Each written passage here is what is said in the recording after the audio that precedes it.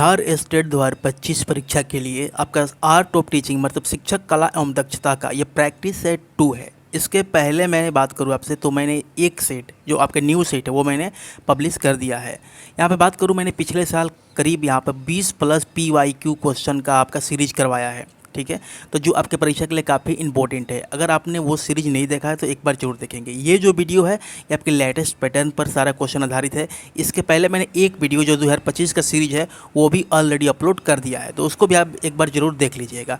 Class की PDF के बारे में बात करें तो टेलीग्राम ग्रुप पर आपको PDF प्रोवाइड कर दी जाती है, तो टेलीग्राम ग्रुप से आप जुड़ना चाहें तो जाकर जुड़ जाइएगा, लिंक डिस्क्रिप्शन में दिया गया है। चैनल पर पहली बार है सब्सक्राइब करना चाहें कर सकते हैं। चलिए आज के पहला क्वेश्चन देखेंगे। फर्स्ट क्वेश्चन कर रहा है कि निम्न में से कौन सा कथन सार्थक अधिगम की श्रेष्ठ परिभाषा देती है। देखिए, अधिगम का मतलब क्या होता है। अधिगम का अगर मैं इंग्लिश मीनिंग की बात करूँ तो होता है लर्निंग। क्या होता है? लर्निंग, सीखना। अब आपको यहाँ पर ऑप्शन को पढ़ना है कि अधिगम पाठ्य पुस्तकों में दिए गए तथ्यों को याद करने तक सीमित है। ऐसा नहीं है। अधिगम का मतलब सीखना होता है, रट्टा मारना नहीं होता है। ठीक है, देखिए आर्ट ऑफ टीचिंग में आपको रटना नहीं होता है। मैं आपको बतला रहा हूँ, आपको हर चीज़ को ये एक स्किल की तरह है, आपको सीखना है कि ये जितने भी क्वेश्चन आपके होंगे वो शिक्षक के ओरिएंटेड से होंगे। मतलब आप एक शिक्षक की तरह आपको किस तरीके से सोचना है, क्या करना है, वो आपको फोकस करेगा। इसको आप CDP से रिलेट मत कीजिएगा, वो अलग चीज़ है। अगला देखिएगा, अधिगम एक सतत सक्रिय प्रक्रिया है जो बच्चों द्वारा विद्यालय के बाहर ली गई जानकारी को सम्मिलित करती है। बिल्कुल सही है। अधिगम बच्चा अपने पहले ज्ञान के आधार पर आगे की चीज़ों को सीखता है।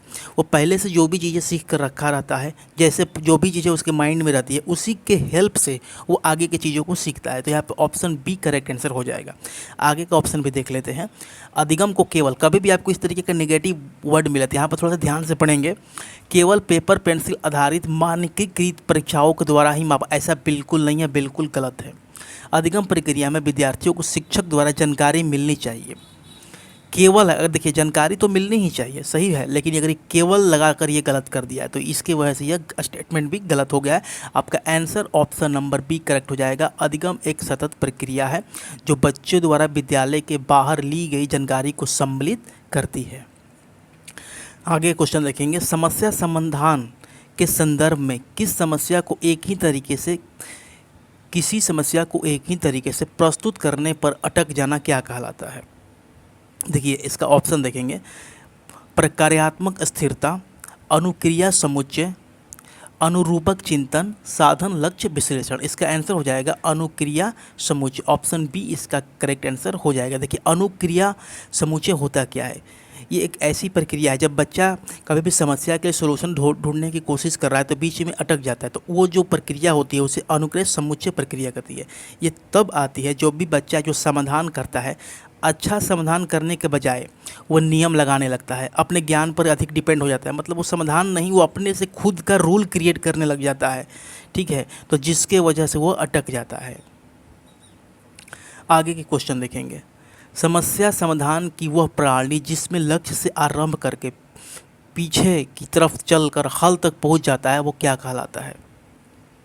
अनुरूपक, पश्चगामी कार्यकारी युक्ति, कलन विधि, स्मरण सहायक विधियाँ। तो अकॉर्डिंग टू ऑप्शन आपका बी करेक्ट आंसर हो जाएगा, पश्चगामी कार्यकारी युक्ति। ऐसा क्या होता है, जैसे कि सबसे पहले देखिए, अगर मान लीजिए किसी चीज़ का आपने कोई पजल सोल्व कर दिया, ठीक है, मान लो एक पहेली है, आपने पहेली को सोल्व कर दिया कि आपको कहाँ जाना है। जब आप सोल्व करके फिर से उसको शुरू से रिवाइज करते हैं तो ये प्रक्रिया के बारे में पूछा जाता है कि इस प्रक्रिया को क्या कहा जाता है।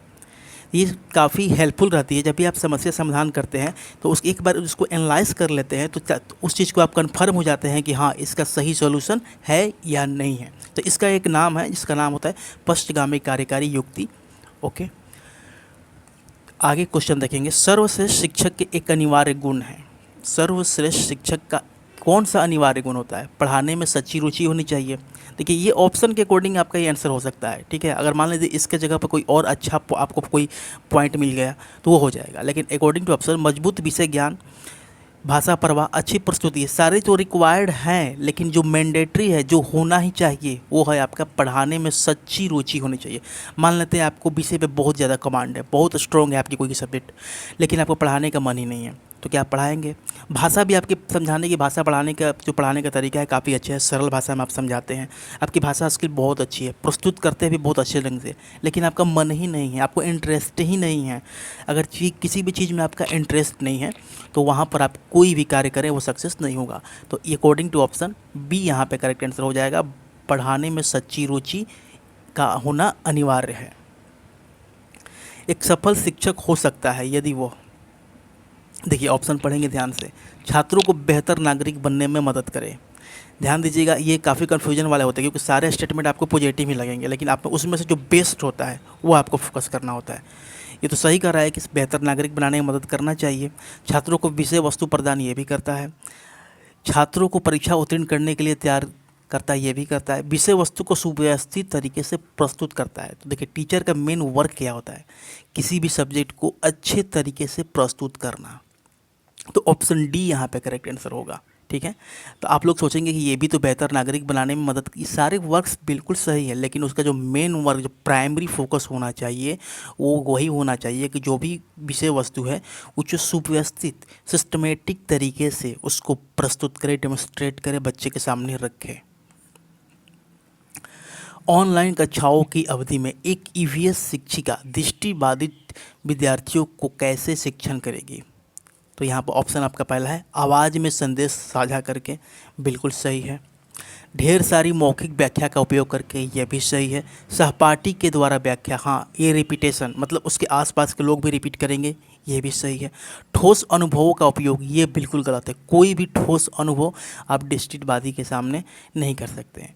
तो आपका ए सही हो जाएगा, बी सही हो जाएगा, सी मतलब ऑप्शन ए अकॉर्डिंग टू आपका सही हो जाएगा, ए बी और सी। नेक्स्ट, श्रवण बाधित बच्चों की शैक्षिक आवश्यकताओं के प्रबंध के लिए शिक्षिका को ऑनलाइन शिक्षण में रूपांतरित करना चाहिए। अब आप ऑप्शन देखेंगे,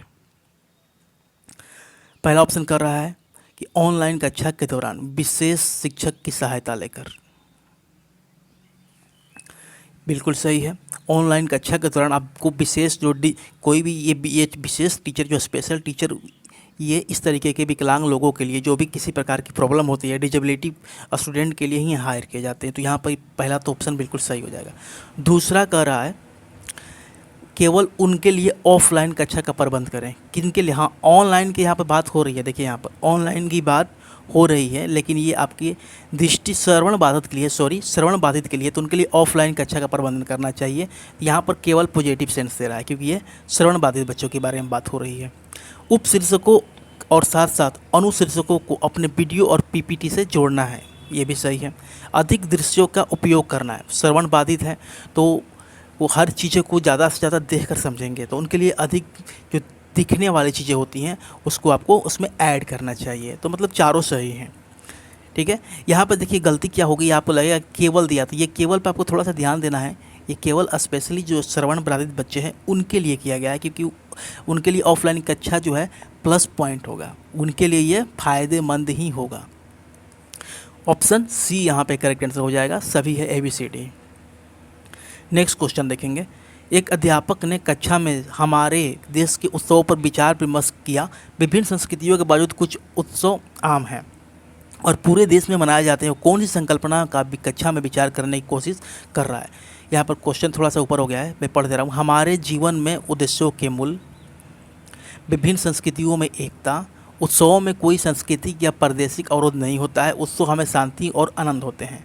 देखिए यहाँ पर सारे ऑप्शन सही होता है। उत्सव से हमें क्या क्या फ़ायदे होते हैं? उत्सव से हमारे जीवन के उत्सवों का मूल होता है। संस्कृतियों में एकता का यहाँ पर डेमोन्स्ट्रेशन होता है, उससे वो हेल्प मिलता है। उत्सव से होता क्या है, ये कोई सांस्कृतिक या प्रादेशिक अवरोध नहीं होता है, बिल्कुल सही है। उत्सव हमें शांति और आनंद देते हैं, मतलब ऑल स्टेटमेंट सही हैं, तो ABCD सारे सही हैं। ऑप्शन ए यहाँ पे करेक्ट आंसर हो जाएगा। इसका PDF डाउनलोड करके एक बार रिवाइज जरूर कर लीजिएगा, काफ़ी फ़ायदा होता है और आपका समय भी सेव होगा। नेक्स्ट क्वेश्चन, किसी भाषा को सीखने वाले छात्रों में अक्सर भाषा के अनूठे उच्चारण नियमों के कारण बोलते समय आत्मविश्वास की कमी होती है। इस समस्या से निपटने का एक तरीका है, देखिए क्वेश्चन को ध्यान से समझिएगा, क्वेश्चन काफ़ी लेंदी है, थोड़ा सा लॉजिकल टाइप का है। कह रहा है किसी भाषा को सीखने वाले छात्रों में अक्सर भाषा के अनूठे उच्चारण, जो मतलब अनूठे उच्चारण मतलब जो नए वर्ड होते हैं, जो कठिन प्रोनाउंसिएशन वाले वर्ड होते हैं, उनको उच्चारण करने के जो रूल्स होते हैं, जिनको बोलना चाहिए, वहाँ पे कॉन्फिडेंस की कमी होती है। सही बात है। तो इस समस्या को निपटने का सबसे बेस्ट तरीका क्या है? यह आपका टीचिंग स्किल देख रहा है कि अगर आप टीचर रहेंगे तो आपको इस आपके अकॉर्डिंग कौन सा ऑप्शन सही होगा। ध्यान से पढ़ेंगे। बच्चे कक्षा में ज़ोर ज़ोर से पढ़ रहे हैं, ये तो बिल्कुल गलत है, ये कोई बेस्ट तरीका नहीं है। खेल जैसी गतिविधियों का उपयोग करना जिनमें कक्षा में मौखिक बातचीत की आवश्यकता होती है, बिल्कुल सही है। एक परामर्शदाता के साथ विशेष स्पीच थेरेपी, ये सब गलत है। देखिए, जब खेल के तरीके से हम बच्चों को वहाँ पे बात करने का करेंगे, वो आपस में बात करेंगे तो काफ़ी कॉन्फिडेंटली बात करते हैं। तो ऑप्शन बी आपका करेक्ट आंसर हो जाएगा। नेक्स्ट क्वेश्चन, एक भाषा शिक्षक के रूप में आपके लिए निम्नलिखित में से कौन सा सबसे कम महत्वपूर्ण है? ध्यान दीजिएगा, यहाँ पर कई बार गलती हो जाती है कि यहाँ पर कम यूज किया गया है। कौन सा कम महत्वपूर्ण है? ऑप्शन देखिए, किसी भाषा का प्रयोग करने में क्षमताओं का विकास, बिल्कुल सही है। व्याकरणिक नियमों का, ग्रामेटिकल आपका रूल्स होना चाहिए। भाषा कौशल का ज्ञान भी होना चाहिए। संवैधानिक मूल्यों का ज्ञान, भाषा से कोई लेना देना नहीं है। तो यही आपका गलत है और अकॉर्डिंग टू आपका कम महत्वपूर्ण पूछा है, तो यही आपका सही आंसर हो जाएगा क्वेश्चन का। ठीक है। नेक्स्ट, छात्रों के लिए शिक्षण अधिगम सामग्री के चयन के लिए निम्नलिखित में से क्या महत्वपूर्ण है? ऑप्शन को ध्यान से पढ़ेंगे। यह नज़दीकी बाज़ार में आसानी से उपलब्ध होना चाहिए। छात्रों के लिए पूछा है कि क्या महत्वपूर्ण है। ये मान लेते हैं कि ये आपका ये नज़दीक हो या दूर हो, उससे आपको शिक्षण अधिगम अधिकारी छात्रों पर कोई उतना इम्पैक्ट नहीं पड़ेगा। मतलब ये ज़रूरी है, छात्र के लिए नज़दीक रहेगा तो आसानी से मिल जाएगा, लेकिन आपको बेस्ट खोजना है। यह बहुत महंगा नहीं होनी चाहिए, ये थोड़ा सा सही है। विद्यार्थियों को इन्हें स्वयं बनाना चाहिए, ये तो गलत है। इसे प्रासंगिक बनाना चाहिए और एकीकृत तरीके से उपयोग करने के लिए उपयुक्त होना चाहिए, बिल्कुल सही। सबसे बेस्ट यही है। इन सब बातों का कोई महत्व नहीं है। हाँ, अगर आप नज़दीक होगा तो छात्रों के लिए थोड़ा सा अच्छा रहेगा, सुविधाजनक रहेगा, लेकिन आपको वहाँ पर फोकस इस चीज़ पे करना है उससे उसके अधिगम मतलब उसके स्किल, उसके जो ज्ञान है उसका इम्प्रूवमेंट हो। तो उसके लिए आपका ये वाला बेस्ट ऑप्शन है। इसे प्रासंगिक बनाया जाना चाहिए और एकीकृत तरीके से उपयोग के लिए उपयुक्त होना चाहिए। नेक्स्ट क्वेश्चन देखिए, ये रोसिया स्याही धब्बा परीक्षण में काले और सफ़ेद कार्ड कितने होते हैं? देखिए, ये एक बात कर रहा हूँ, ये जो है रोसिया स्याही जो धब्बा है, ये स्विस के एक मनोवैज्ञानिक थे, हरमन रोर्स। क्या नाम था उनका? हरमन रोर्स। ये 1921 में इन्होंने ये प्रशिक्षण तैयार किया था। इसमें बात करें इसके आंसर का, तो इसमें टोटल 5 काले और सफ़ेद कार्ड होते हैं। कितने होते हैं? 5 काले और सफ़ेद कार्ड होते हैं। इसमें टोटल 10 कार्डों का सेट होता है। टोटल अगर आपसे कार्ड पूछा जाए टोटल कार्ड कितने होते हैं, तो टोटल कार्ड आपके 10 होते हैं। ठीक है।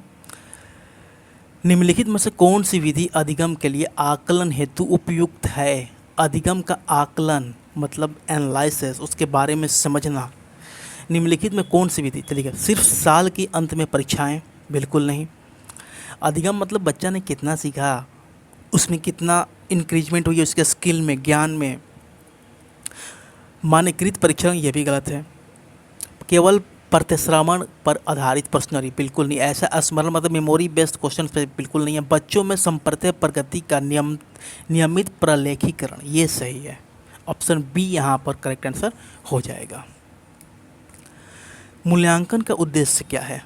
मूल्यांकन का उद्देश्य क्या होता है? एज ए टीचर आपको बताना है। पहला ऑप्शन कर रहा है अधिगमकर्ताओं में असफलताओं का डर पैदा करना। ये तो बच्चा डरता है, लेकिन ये आपका मेन मोटो नहीं होता है। बुरे प्रदर्शन के लिए बच्चों को शर्मिंदा करना, ये तो बिल्कुल बैड हैबिट, ऐसा तो करना ही नहीं चाहिए।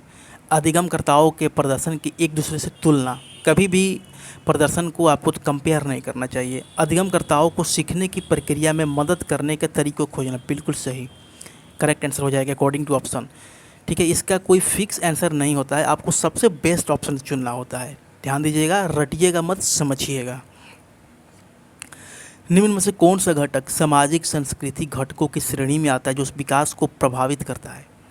तो देखिए, यहाँ पर घटक दिया गया है। पहला कह रहा है स्कूली माहौल।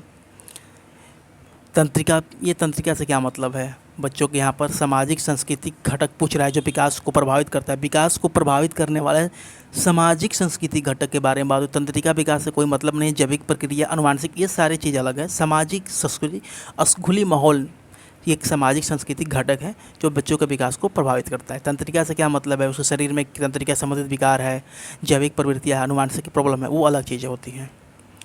छात्र केंद्रित कक्ष के लिए होता है, आपको ऑप्शन में बताना है कि मेन इसका उद्देश्य क्या होता है। व्यक्तिगत अंतर को संबोधित करना, शिक्षक उन्मुख व्याख्यान को कम करना, ये तो गलत, सीधे गलत है। पिछले ज्ञान को याद करने हैं तो ये भी गलत है। पूरी कक्षा में को व्यस्त करना, ये भी गलत है। तो आप इसको एलिमिनेट भी कर सकते हैं इस तरीके से। मान लीजिए आपको समझ में नहीं आ रहा तो पहले देखिए कि कौन सा नहीं होना चाहिए, तो उसको एलिमिनेट करके आप आंसर तक पहुंच जाइएगा। तो ऑप्शन ए आपको समझ में आ गया होगा कि सही है, व्यक्तिगत अंतर को संबोधित करना। ठीक है, चलिए नेक्स्ट क्वेश्चन। एक भाषा शिक्षक के रूप में हमें अपने विद्यार्थियों को सफल शब्दकोश उपयोगकर्ता बनाने का प्रयास करना चाहिए। सही बात है। शब्दकोश का उपयोग को बढ़ावा देने के लिए निम्नलिखित में से कौन सा सही तरीका नहीं है। आपसे पूछा है, सही तरीका नहीं है। ऑप्शन को पढ़ेंगे। भाषण का भाग ढूंढना, ये कौन सा तरीका है, गलत है। सॉरी, ये क्या पूछ रहा था, उपयोग शब्दकोश को उपयोग बढ़ावा देना। ठीक है, चलिए पहला ऑप्शन है भाषण का भाग ढूंढना, सही होता है। भाषण का भाग आपको ढूंढना चाहिए। उस अर्थ का चयन करना जो संदर्भ में प्रासंगिक हो, रिलेटिव आपको वर्ड्स को खोजना चाहिए, यह भी सही है। शब्द की वर्तनी कैसी, इसको भी बारे में देखना चाहिए, आपकी वर्तनी सही है या गलत है। हर नए शब्द के लिए शिक्षक, ये तो गलत है ना। अगर मान लीजिए आपके कोई भी आप वहाँ पर पढ़ रहे हैं, उसमें बहुत सारे आपको न्यू वर्ड मिलेंगे, तो आप तुरंत शिक्षक को पहुँचेंगे, तो ये आपको ऐसे करने से इतने सारे बच्चे हैं वो मैनेज नहीं हो पाएगा। तो ऑप्शन डी करेक्ट आंसर हो जाएगा। निम्नलिखित में से कौन ईवीएस पाठ्य पुस्तकों में कविता कहानियों को शामिल करने का उद्देश्य नहीं है। देखिए ऑप्शन, विषय में रुचि विकसित करना। ईवीएस में आपने देखा होगा कविता और कहानी कर आपको ऐड किया जाता है, तो उसका मेन उद्देश्य क्या होता है। आइए आपसे पूछा है कि क्या उद्देश्य नहीं है। ठीक है, पूछा है क्या उद्देश्य नहीं है, तो इंटरेस्ट पैदा करना, तो ये तो बिल्कुल उद्देश्य होता है। शिक्षार्थियों के लिए आनंद और मनोरंजन प्रदान करना, ये भी सही होता है। इंटरेस्टिंग बनाने के लिए, ताकि बच्चे उसमें थोड़ा सा लॉजिकल तरीके से सोचें, कल्पना करें, उसके बारे में दिमाग में लगाएं। कहानी कविता डालने का मेन उद्देश्य यही होता है, ताकि इंटरेस्टिंग बने। ये नीरस तो बनाया नहीं सकता है, मतलब उसको आप नीरस बनाइएगा, ये तो बिल्कुल गलत है। तो अकॉर्डिंग टू ऑप्शन आपका 20 सही आंसर हो जाएगा। दिनचर्या और नीरस सामग्री में बदलाव करना। ठीक है, निम्नलिखित में कौन सा कथन सत्य है। देखिए कथन दिया गया है, श्रवण दृश्य सहायक यंत्र छात्रों के लिए उपयोगी होता है, तो ये तो सही है ना। श्रवण दृश्य सहायक यंत्र छात्रों के लिए उपयोगी होता है। चार्ट और आलेख दृश्य सहायक यंत्र कैसे है, जिसको दिखाई नहीं दे रहा है आप उसको चार्ट से कैसे समझा सकते हैं, तो ये तो गलत, सीधा सीधी है। चार्ट केवल सामाजिक अध्ययन में से, ये भी गलत है। थोड़ा सा आगे का लाइन छूट गया है, चलिए आगे देखेंगे। श्रवण दृश्य सहायक यंत्र शिक्षण में दक्षता के लिए महत्वपूर्ण नहीं है। श्रवण दृश्य सहायक यंत्र शिक्षण, वो तो सब देखिए, अगर श्रवण दृश्य सहायक यंत्र रहेगा तो दक्षता के लिए तो महत्वपूर्ण होगा या नहीं होगा, तो इसका ये भी नहीं होगा। ऑप्शन ए करेक्ट आंसर हो जाएगा। श्रवण दृश्य सहायक यंत्र छात्रों के लिए उपयोगी है, ये कह रहा है कि उपयोग महत्वपूर्ण नहीं है, ये तो महत्वपूर्ण है। और ये आपसे पूछा है कि कौन सा सत्य है, तो ये तो गलत हो गया, ये भी गलत हो गया, तो ऑप्शन ए करेक्ट आंसर हो जाएगा। अगला क्वेश्चन देखेंगे। निर्देश आपको दिया जा रहा है, निर्देश है, बेहतर शिक्षा का लाभ उठाकर किसी व्यक्ति को अपने को स्त्री से अधिक बुद्धिमान मानना इस प्रकार है जैसे कि एक हाथ बंधे हुए व्यक्ति को पीटकर किसी आदमी द्वारा अपने साहस का सेखी बखारना। अब आप इसका बता रही कि तर्क किस प्रकार का है। ठीक है, तो ये है वियोजक तर्क, काल्पनिक तो है ही नहीं। तथ्यात्मक तत्व, कैसे कोई तथ्यात्मक नहीं है। वियोजक तत्व और अलंकारिक तत्व, इसमें से आप कंपेयर करेंगे। देखिए अलंकारिक मतलब होता है सादृश्य तत्व, यहाँ पर आपको इंडक्शन से होता है, निष्कर्ष निकलते हैं। दो या दो से अधिक मामलों के बीच में समानता या तुलना की जाती, कंपेयर, कभी भी दो चीज़ों के बीच में कंपेयर किया जाएगा, वो आपका अलंकारिक तर्क ही होता है। तो ऑप्शन सी यहाँ पे करेक्ट आंसर हो जाएगा।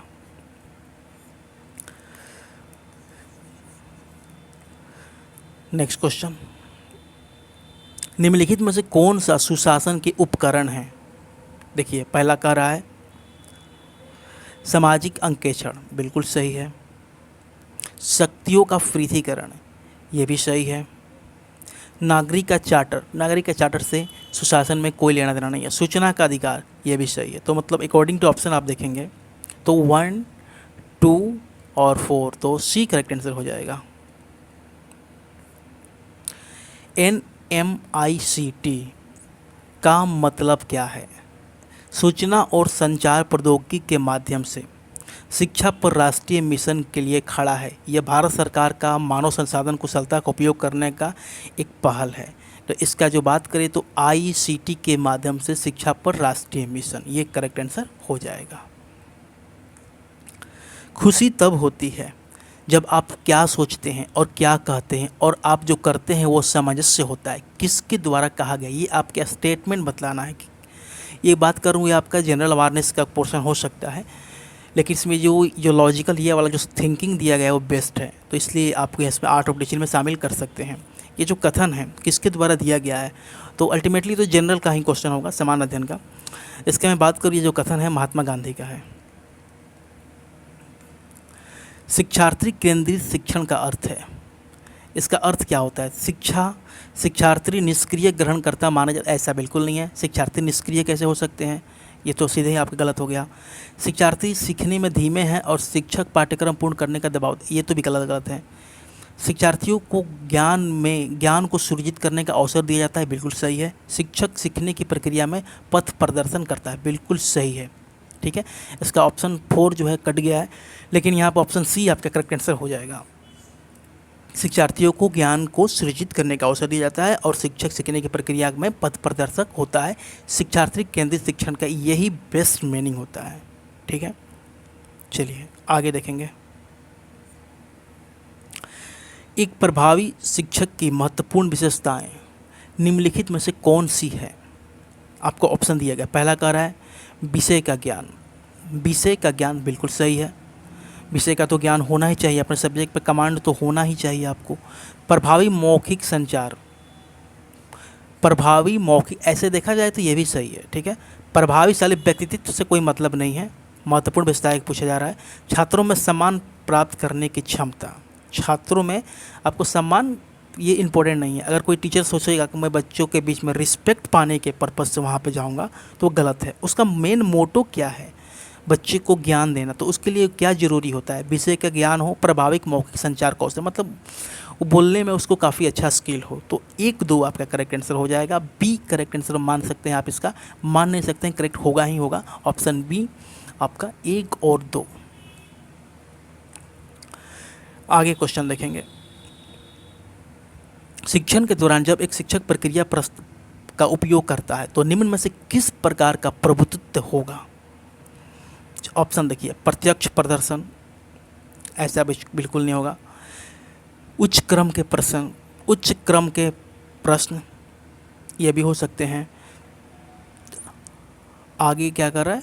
अभिसरण प्रश्न, ऐसा नहीं होता है। अप्रत्यक्ष प्रश्न, ये भी हो सकते हैं। समप्रत्यक्ष प्रश्न आधारित।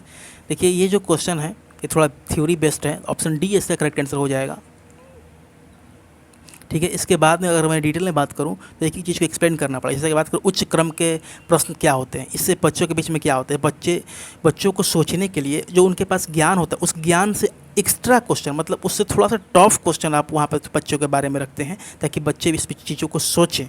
ठीक है, तो वो आपका उच्च क्रमिक प्रश्न कहलाते हैं। अप्रत्यक्ष प्रश्न क्या मतलब होता है? कुछ ऐसे औपचारिक प्रश्न होते हैं जिनका उपयोग अज्ञात व्यक्तियों के बारे में जानकारी इकट्ठा करने के लिए किया जाता है, उसको अप्रत्यक्ष प्रश्न करते हैं। अब ये प्रश्न होता है समप्रत्यक्ष आधारित प्रश्न। ये उस प्रकार के प्रश्न होते हैं जो छात्रों के बीच आंकड़ों को खोजने में सहायक करते हैं। ये बहुत विकल्पी प्रश्न होते हैं। ठीक है, तो इस तरीके से आपको एक एक चीज़ को यदि आप पढ़े होंगे तो आप यहाँ पर कैच कर पाएंगे। तो option D according to correct answer हो जाएगा। अगला देखिए, निम्नलिखित में से कौन सा कारक शिक्षण की प्रक्रिया को प्रभावित करते हैं? ठीक है, ध्यान दीजिएगा, क्या क्या शिक्षण प्रक्रिया को प्रभावित कर सकता है। एक शिक्षक का अनुभव, बिल्कुल सही है। शिक्षक की विषय वस्तु ये भी सही है, कक्षा का माहौल ये भी सही है, मानव संबंध कौशल यहाँ पे आपको लगेगा कि ये गलती हो सकता है, लेकिन नहीं, वहाँ पे बच्चों के बीच में जो आपका कोऑपरेशन होता है वो भी इम्पोर्टेंट होता है, तो ये भी सही है। मतलब ऑप्शन डी यहाँ पे करेक्ट आंसर हो जाएगा। नेक्स्ट क्वेश्चन, उपचारात्मक शिक्षण किस प्रकार के बालकों के लिए प्रयुक्त होता है? तो देखिए, पहले समझिएगा कि उपचारात्मक शिक्षक में किस तरीके के बालक होते हैं। यहाँ पर जो एवरेज स्टूडेंट होते हैं, जो कम थोड़ा सा उनका आईक्यू लेवल थोड़ा सा डाउन होता है, उन छात्रों को इम्प्रूवमेंट के लिए ये आपको उपचारात्मक शिक्षण की आवश्यकता होती है। ठीक है, वो क्या करते हैं कि जनरली थोड़ी थोड़ी मिस्टेक कर देते हैं, उनमें या तो सीखने का इंटरेस्ट नहीं होता है, तो वैसे छात्रों के लिए ये अलग से किया जाता है। तो देखिए यहाँ पर ऑप्शन ए कर रहा है तेज़ी सीखने वाले की तो बिल्कुल नहीं, धीमे सीखने वाले के लिए हाँ, प्रतिभाशाली के लिए तो बिल्कुल नहीं, रचनात्मक के लिए तो बिल्कुल नहीं। जो धीमे सीखता है, जिसमें इंटरेस्ट नहीं है, उसमें इंटरेस्ट भी नहीं हो सकता है, या उसका वीकनेस हो सकता है, या इसका माइंड का लेवल थोड़ा सा डाउन हो सकता है, वैसे छात्रों के लिए आप उपचारात्मक शिक्षक का व्यवस्था करते हैं। चलिए नेक्स्ट, एंड इसका आंसर आपको कमेंट में लिखना है ताकि पता चले कि हाँ आपने थोड़ी सी स्किल डेवलप की है। शिक्षण की खेलकूद विधि किस सिद्धांत पर आधारित है? इसका आंसर मैं आपको कमेंट में ही दे दूंगा। पहले मैं देखूंगा कि आप लोग कितने कमेंट आ रहे हैं कि आपके क्या आंसर है। पहला ऑप्शन कर रहा है शिक्षण की विधियों के सिद्धांत, वृद्धि और विकास के सिद्धांत, शिक्षण और समाज शास्त्रीय सिद्धांत, शारीरिक शिक्षा का सिद्धांत। कमेंट में बताइएगा कि आपका answer A, B, C, D में से कौन सा होगा। क्लास की पीडीएफ आप जरूर डाउनलोड कर लीजिएगा। डाउनलोड करके एक बार आप इसको काफ़ी तेज़ी से रीडिंग मार लीजिएगा। लगभग 30 क्वेश्चन हो सकते हैं यहाँ पर, मैंने काउंट नहीं किया, 30 क्वेश्चन नहीं होंगे। आप एक बार रिवाइज कर लीजिएगा, आपका माइंड में सारी चीज़ें फिर से बन जाएगी। इसका नेक्स्ट पार्ट आपको जल्द प्रोवाइड कर दिया जाएगा। Thanks for watching this video.